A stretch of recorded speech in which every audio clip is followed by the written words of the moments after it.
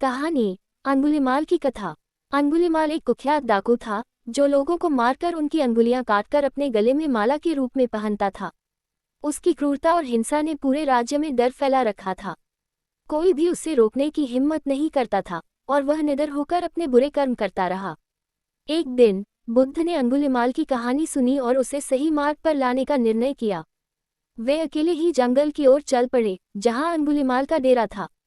जैसे ही अंगुलीमाल ने बुद्ध को देखा, उसने उन्हें मारने का इरादा किया और उनकी ओर दौड़ पड़ा।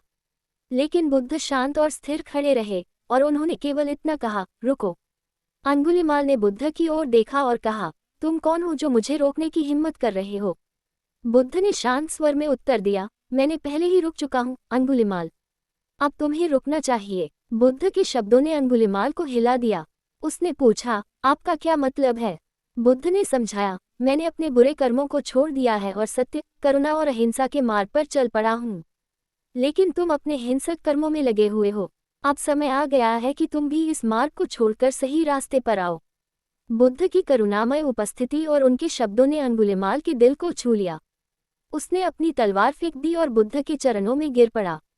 उसने अपने बुरे कर्मों का पश्चाताप किया और बुद्ध से दीक्षा लेकर एक भिक्षु बन गया।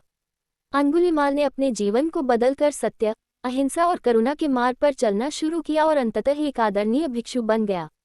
कहानी का नैतिक। अंगुलीमाल की कहानी यह सिखाती है कि किसी भी परिस्थिति में, किसी भी समय, परिवर्तन संभव है।